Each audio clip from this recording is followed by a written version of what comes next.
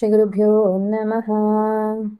गिरितनया सुतगाङ्गपयोधितगन्धसुवासितबालतनो गुणगणभूषणकोमलभाषणक्रौञ्चविदारणकुन्तदनो गजमुखसोदरदुर्जयदानवसङ्घविनाशकदिव्यतनो जय जय हे गुहषण्मुखसुन्दर देहि रतिं तव पादयुगे देहि रतिं तव पादयुगे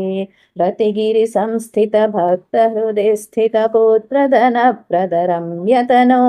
भवभयमोचक भाग्यविधायक भूसुरवार सुपूज्यतनो बहुभुजशोभितबन्धविमोचक बोधफलप्रदबोधतनो जय जय हे गुहषण्मुखसुन्दर देहि रतिं तव पादयुगे देहि रतिं तव पादयुगे शमधनमानितमौनिरुदालय मोक्षकृदालय मुग्धतनो शतमखपालक शङ्करतोषक शङ्खसुवादक शक्तितनो दशशतमन्वथ सन्निभ सुन्दर कुण्डलमण्डित कर्णविभो जय जय हे गुहषण्मुख सुन्दर देहि रतिं तव पादयुगे देहि रतिं तव पादयुगे गुहतरुणारुणचेलपरिष्कृततारकमारकमारतनो जलनिधितीरसुशोभिवरालय शङ्कर सन्नुत देवगुरो विहितमहाद्वर सामनिवन्त्रित सौम्य हृदन्तर सोमतनो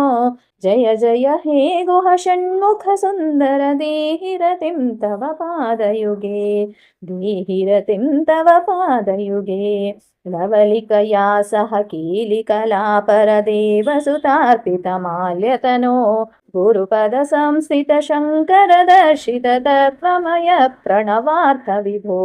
विधिहरिपूजित ब्रह्मसुतार्पित भाग्यसुपूरक योगितनो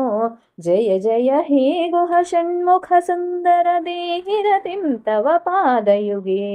देहि रतिं तव पादयुगे कलिजनपालक कञ्जसुलोचन कुक्कुटकीर्तन कीलितनो कृतबलिपालक बर्हिणवाहन फालविलोचन सम्पुतनो शरवणसम्भव शत्रुनिबर्हण चन्द्रसमानन शर्मतनो